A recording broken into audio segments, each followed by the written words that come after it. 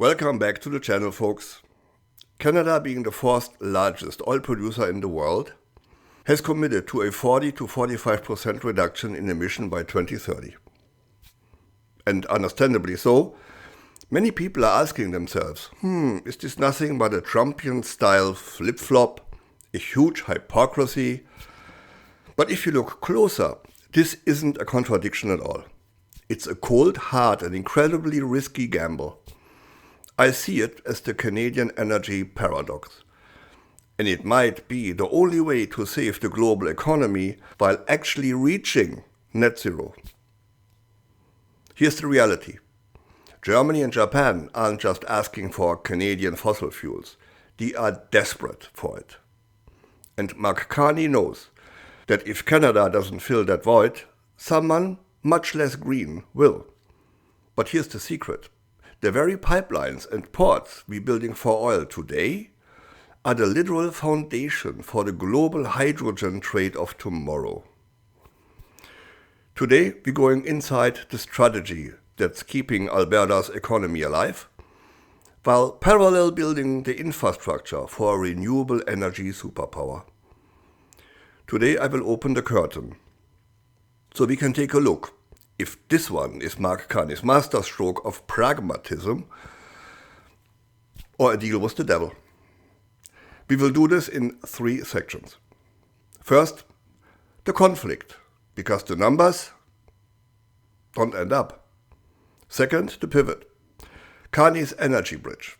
Third, the case studies, Germany and Japan. So, let's take a look at the data. On paper, Canada looks like it's having an identity crisis. On one hand, the federal government has committed to 40 to 45% reduction in emission by 2030. On the other, Canada is the fourth largest oil producer in the world, and our production is actually hitting record heights. Yeah. So, how do you reconcile a net zero future with 5 million barrels of oil a day? For critics, the stats are a smoking gun of hypocrisy.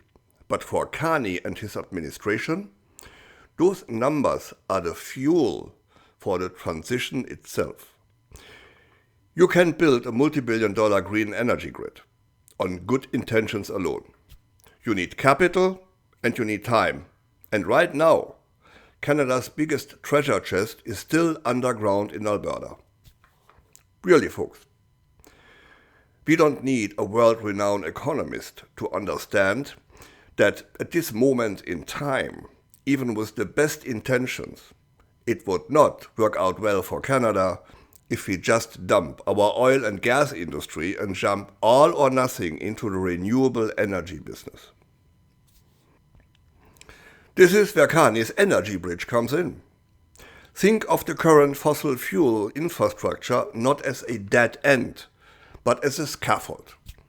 When Carney's administration builds a multi-billion-dollar LNG terminal or pipeline to the coast, they aren't just thinking about 2026. They're thinking about 2050.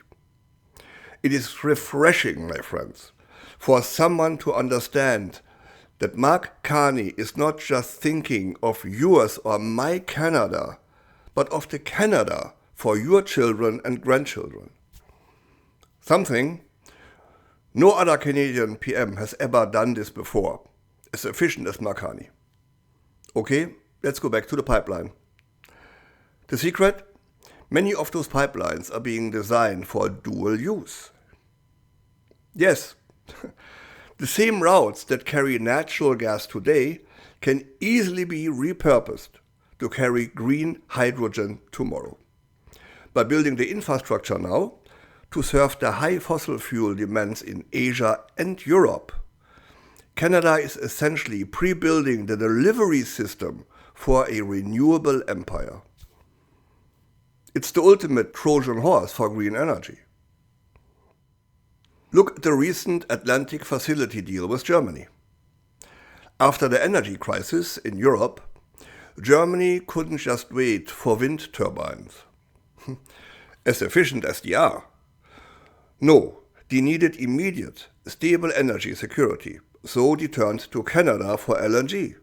But the deal was signed with the hydrogen-ready clause.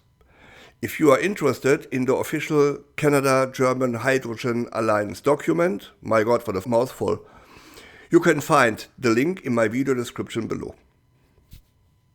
So, meanwhile, across the Pacific, Japan is looking at Canada as the stable alternative to their current supplier.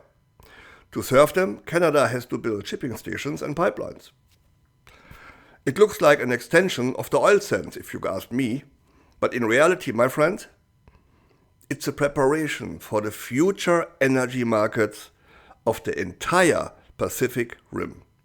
If Canada does not build the ports now, they lose that customer forever. So, is this a flip-flop, like so many fear? Or is this the most pragmatic piece of geopolitics we've seen in decades?